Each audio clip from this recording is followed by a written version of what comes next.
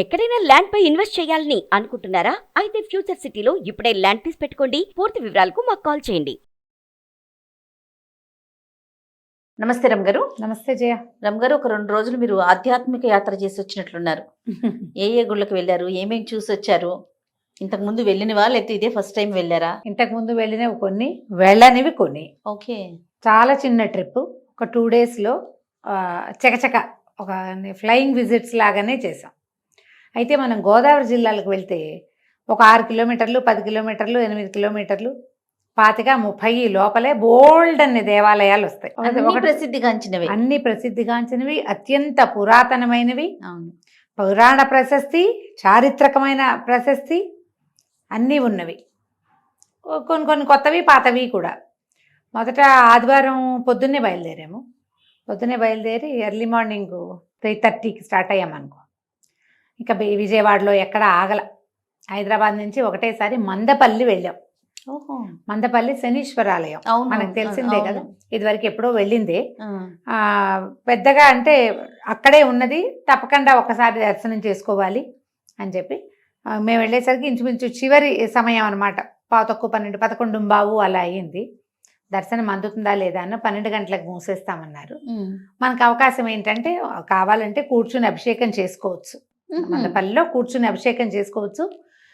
లేకపోతే ఈ శనీశ్వరుడి మీద అంటే ఏమనాలి, ఏ శివలింగాన్ని శనీశ్వరుడు ప్రతిష్ఠ చేశాడని శనీశ్వరుడి స్వరూపంగా చెప్తాము, అక్కడ మనం విడిగా ఇట్లా బయట నుంచి నూనె పోస్తే అది సరాసరి వెళ్ళి ఆ శివలింగం మీద పడుతుంది.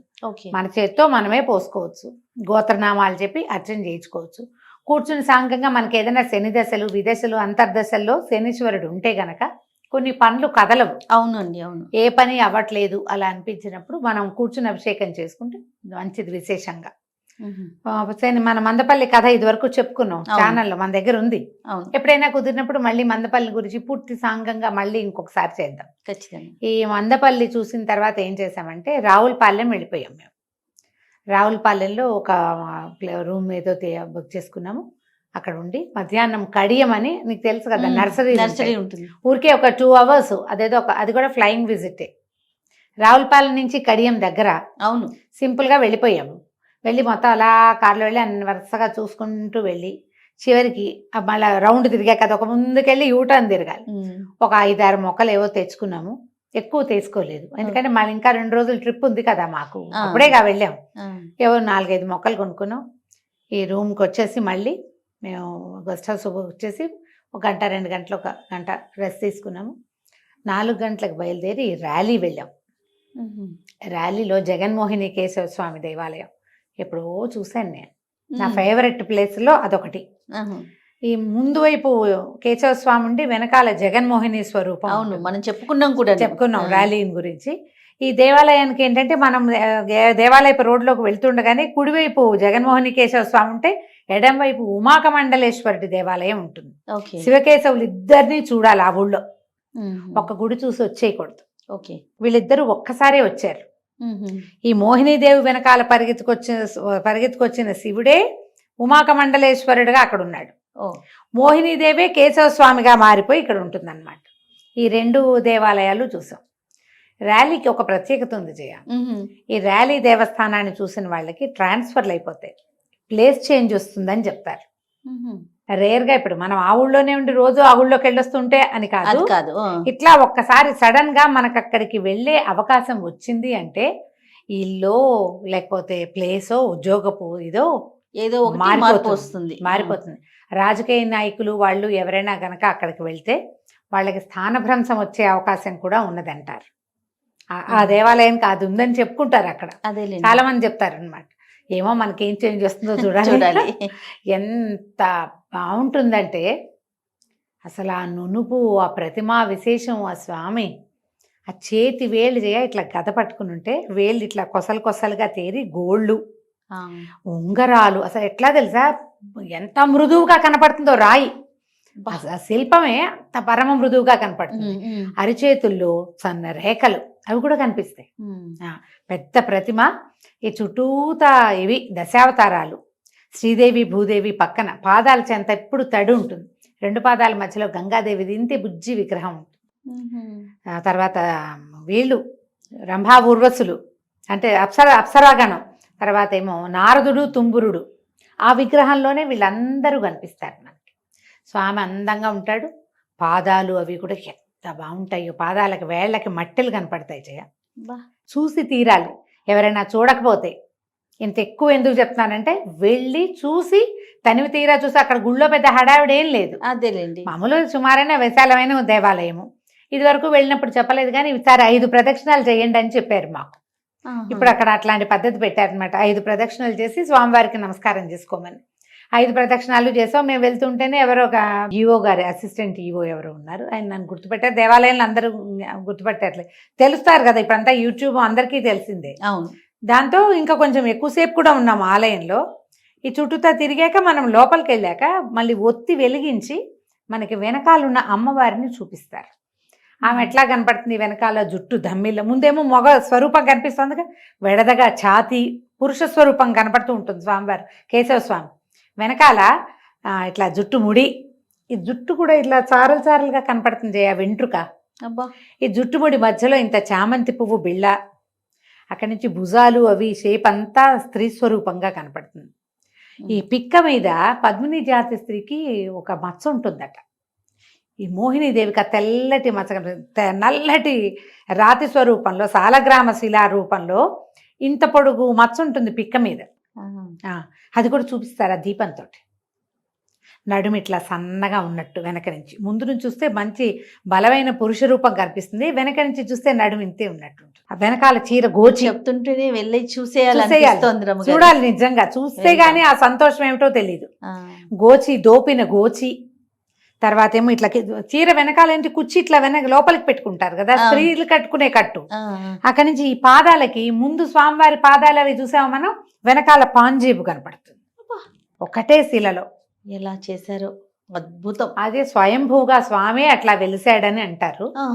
స్వయంభూగా వెలిసాడు, లేదా ఎవరో వల్ల ఎవరు మానవులు చెక్కింది అయితే గ్యారంటీగా కాదు, ఏ దేవశిల్పో ఆ ఊహ చేసి అట్లాంటి స్వరూపాన్ని నిర్మించారు. ఊహా నిర్మితమే అది.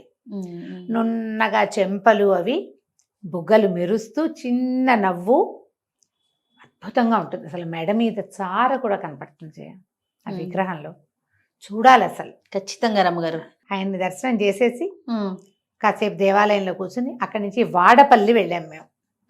వాడపల్లి వెంకటేశ్వర స్వామి దర్శనం. ఈయన్ని ఇప్పుడు మనకేమో ఆ తెలంగాణలో ఉన్న వాడపల్లిలో శ్వాస నారసింహుడు, అగస్త్యేశ్వర స్వామి 2 దేవాలయాలు ఉంటాయి. అది ఎక్కడుంది, మూసీ కృష్ణా నది సంగమ ప్రాంతంలో ఉంది. మనం ఇక్కడ నుంచి హైదరాబాద్ నుంచి గుంటూరు వెళ్లే రోడ్ లో కనపడుతుంది. అవును, ఆ దేవాలయం గురించి చెప్పుకున్నాం. శ్వాస నారసింహుడు స్వామివారి శ్వాసకి దీపాలు కదులుతూ ఉంటాయి. ఇక్కడ వాడపల్లి ఏంటంటే కోనసీమ తిరుమలగా చెప్తారు, కోనసీమ తిరుపతి. ఇది కూడా చాలా పెద్ద విశాలమైన వెడల్పాటి పెద్ద దేవాలయం. పెద్దగా చరిత్ర నాకు అవగాహనకి రాల, కానీ చక్కగా ఉన్నాడు స్వామి బాలాజీ, చక్కగా ఉన్నాడు. పెద్ద చాలా ఎత్తైన స్వరూపం కాదు, దేవాలయం కూడా ఎంత చక్కగా కుదుమట్టసంగా ఉండి చతుర్మధ్యంగా మధ్యలో స్వామివారు ఉండి చుట్టూతా చక్కగా తిరగడానికి ప్రదక్షిణాలకి దానికి మంచి అవకాశం ఉంది. దేవాలయం బాగుందన్నమాట. ఎంత ప్రాంగణాలు పెద్దగా ఉన్నాయి, ప్రాంగణం పెద్దది, పెద్ద ప్రాంగణము. వెళ్ళే దారి అవి అప్పుడేం బ్రహ్మోత్సవాలు అయినాయి. మేము భక్తి టీవీలోను మరి దీని హిందూ ధర్మంలో చూసామన్నమాట, న్యూస్ ఛానల్స్ లో కనపడుతున్నారు. బ్రహ్మోత్సవాలు మొన్నే అయినాయి. బ్రహ్మోత్సవాలు అయిన 2 రోజులకి వెళ్ళినట్టు అనమాట మేము. ఈ మా రాజకీయ నాయకులు అక్కడికి వచ్చినటువంటి చాలా మంది ఫ్లెక్సీలు గిక్సీలు అన్ని బోళ్ళని కనపడ్డాయి. బ్రహ్మోత్సవాలకు చేసిన దీపాలంకరణ కూడా అలాగే ఉంది, ఇంకా తీల. వాటి మీద నుంచే వెళ్ళాము, చక్కగా దర్శనమైంది. రాత్రి మళ్ళీ రావులపాలెం వచ్చేసి మర్నాడు పొద్దున్న ద్రాక్షారామం వెళ్ళాలన్నది ప్లాన్. ఎప్పుడో వెళ్ళాం ద్రాక్షారామంకి, చాలా కాలమైంది. ద్రాక్షారామం మనం పంచారామాల్లో చెప్పుకున్నాం కదా, 2 అంతస్తుల్లో ఉంటుంది శివలింగం. ఈ ద్రాక్షారామం వెళ్లే ముందు మేము ఇంకొక ప్లేస్ చూసాం జయ. యాక్చువల్గా కార్తీక మాసంలో ఈ ప్రత్యేకమైన దేవాలయం చెప్పాల్సిందే అనుకున్నాను, ద్రాక్షారామంతో ముగించేస్తా. ఈ వెళ్లే దారిలో కోటిపల్లి అనే ఊరు వెళ్ళాం మేము. ఈ కోటిపల్లి ఏంటంటే నిజానికి పల్లి కాదు, దాని పేరు కోటిపల్లి. ఇక్కడ ఏం చేసినా 1,000,000 సార్లు చేసినంత ఫలితం ఇస్తుంది. అబ్బా, ఏం దేవాలయం అండి? ఈ శివాలయమే అది, ఛాయా సోమేశ్వర స్వామి దేవాలయం. ఎంత బాగుందంటే జయ గుడి, బాబా ఎదురుగుండా పెద్ద చెరువుకి ఆపోజిట్ లోనే శివాలయము, పరమ పురాతనమైనది. అక్కడ అత్యంత చిన్న శివలింగం ఉన్న దేవాలయం ఇది. ఆంధ్ర రాష్ట్రంలో అతిపెద్ద శివలింగం ఏమో ద్రాక్షారామం. అది సూర్యుడు ప్రతిష్ఠ చేశాడు. అవును, సూర్య ప్రతిష్ఠగా చెప్తారు. ఈ కోటిపల్లిలో ఉన్నటువంటి ఛాయా సోమేశ్వర స్వామి దేవాలయంలో ఉన్న స్వామి అతి చిన్న శివలింగం. వేలు చూపిస్తున్నాను చూడు, చిన్నది, ఇంతే, చంద్ర ప్రతిష్ఠ. అబ్బా, అందుకే సోమేశ్వర స్వామి అదేలే. ఇంతే. అక్కడ ₹1 దానం చేస్తే కోటి దానం చేసినట్టు, ఒక్కసారి పంచాక్షరి చేస్తే కోటి సార్లు చేసినట్టు, ఒక్క నమస్కారం కోటి నమస్కారాలతో సమానం. అంత విశేషమైంది అది. ఆ గౌతమి నది తీరంలో ఉన్నట్టు గౌతమి పాయ ఉన్నదన్నమాట. అసలు ఊరు కూడా ఎంత చక్కగా ఉందో, బుజ్జి ఊరు. అసలు అన్ని పక్కల నుంచి గుడికి దారి తీస్తుంది. చిన్న పొన్న చాలా దేవాలయాలు ఉన్నాయి ఆ ఊర్లో. ఏ జిల్లాలోకి వచ్చింది రమ్మగారు? కోనసీమే. కోనసీమలో గోదావరి జిల్లాలోనే అతి చిన్న శివలింగం అనమాట. చాలా బాగుంది. ఈయన మధ్యలో ఈయన కోటేశ్వరుడు, ఛాయా సోమేశ్వరుడు, తర్వాత ఏమో సిద్ధి జనార్దన స్వామి. జనార్దనుడు కూడా ఒకే గోపురం కింద శివకేశవులు ఇద్దరు కనిపిస్తారు మనకి. ఈ ప్రదక్షిణ మార్గం మనం వెనక్కి తిరిగి వస్తూ ఉంటే ఇంకొక శివలింగం మనకి ఎట్లా నీటిలో ఉన్నట్టుగా దర్శనమిస్తుంది. ఆయనే ముఖ్యుడు ఇక్కడ. అక్కడ కోటి తీర్థాలు ఉంటాయట ఆ నీళ్లలో. సంవత్సరం అంతా ఆ నీళ్ళు అలాగే ఉంటాయి. శివలింగం లోపల కనపడుతూ ఉంటుంది మనకి. ఏమి డిస్టర్బెన్స్ లేదు, ఆ దేవాలయం డిస్టర్బ్ కాదు. ఆ నీళ్ళతోటి ఒక గదిలాగా ఉంది, గోపురం కిందే ఉంది, ఆ శివలింగం ఉంది లోపల. మనల్ని వెళ్ళనిస్తున్నారు, నమస్కారం చేసుకోవటమే. ఎంతో దూరం లేదు, ప్రసాదంగా తీసుకోవటం. అంటే మరి మేము పుట్టుకోవటానికి భయపడ్డాం. అక్కడ ఎవరైనా కనుక అర్చకులు ఉండుంటే ఆ నీళ్ళు తీసి మన నెత్తి మీద జల్లుతారేమో, మనమే ముట్టుకుంటే శివలింగాన్ని ముట్టేసుకున్నట్టు. అక్కడ పద్ధతి తెలియదు కదా. చక్కగా ఉంది, నీళ్ళల్లో కనిపిస్తూ ఉంటుంది అనమాట. అసలు గుడి ఎంత బాగుందో. దానికి అనుబంధంగా ఒక గోశాల ఉంది. గోశాలలో మావాడు అంతకుముందు ఎక్కడో ఈ రావులపాలెంలో ఒక ఆవు వెంటపడింది. అరటిపళ్ళు పెడదామనుకున్నాడు. అదేమో అరటిపళ్ళు ఉన్నాయి, ఆవు ఉంది, అమ్మేవాళ్ళు లేరు. పళ్ళ కొట్టు కనిపిస్తుంది, ఎవరు లేరుట. మరి మావాడు ఆవులకి అరటిపళ్ళు పెట్టలేదని దిగులు. అందుకని ఇక్కడ కోటిపల్లిలో అరటిపళ్ళు కొని గోసేవకి నేను చెప్పాయి కదా, నేను డబ్బు ఇస్తుంటాను. అక్కడ గోసేవకి కొంత రుసుము కూడా చెల్లి రసీదు ఇస్తామన్నారు. రసీదు వదిలేండి అని చెప్పి కొంత అమౌంట్ ఏదో అక్కడ కట్టేసాము. ఆవులకు చక్కగా అన్ని పెట్టుకుని, జనార్దన స్వామి కదా ఇక్కడ ఉన్నవాడు, అందుకని పక్కన చక్కగా ఆవులు పెట్టారు. మధ్యలో ఒక కృష్ణ ప్రతిమని పెట్టి చుట్టూతా ఇట్ట కట్టారు రౌండ్గా ఆవులని. ఎంత ప్రశాంతంగా ఉందంటే గుడి లోపల బయట కూడా. ఆ ఎదురుగుండా ఉన్న చెరువు చుట్టూతా బోలెడన్ని పువ్వుల చెట్లు, కుప్పలు తెప్పలుగా రాలిపడి ఉన్న పారిజాతాల వాసన, ఈ పురాతనమైనటువంటి శివాలయం ఎంత బాగుందో. చిన్న రోడ్లు, అవి సింగిల్ రోడ్లే, ఊళ్ళల్లో ఏముంది. కానీ కోటిపల్లి వెళ్ళవలసింది. మనకి కోట్లింగాల రేవు అవన్నీ చెప్పుకుంటాం. ఇది ఖచ్చితంగా ఈ రావులపాలెం నుంచి మేము ద్రాక్షారామం వెళ్ళే మధ్యదారిలో చూసాం. ఇక్కడ నుంచి ద్రాక్షారామం వెళ్ళాము. ద్రాక్షారామం ఇంకా అద్భుతం. ఎంత పెద్ద దేవాలయం చేయాలి. అసలు ఆ గోడలు, ఆ దారులు, 4 పక్కల నుంచి దారి లోపలికి వెళ్ళేందుకు పెద్ద శివలింగం. పైకి వెళ్ళి చూసి మళ్ళీ కింద పాదదర్శనం కింద చేసుకుంటాం కదా. అయితే ఇక్కడ అమ్మవారు కూడా విశేషం కదా. ద్రాక్షారామంలో మాణిక్యాంబ, ఆమె అష్టాదశ శక్తిపీఠాల్లో ఒకరు. అన్ని శక్తిపీఠాల్లోనూ అమ్మకి ముందో వెనకో పక్కనో ఇది ఉంటుంది, శ్రీచక్రం. ఈ ద్రాక్షారామంలో ఉన్న మాణిక్యాంబ అమ్మవారు శ్రీచక్రం మీదే ఉంటారు. చాలా బాగుంటుంది. ముఖం కూడా ఎంత చక్కగా ఉంటారు. విశేషమైన దర్శనం. ద్రాక్షారామం చూసి మధ్యాహ్నానికి దీంతో సరిపెట్టుకుని అక్కడి నుంచి ఇంకొక కొత్త దేవాలయాలు కూడా వెళ్ళాము.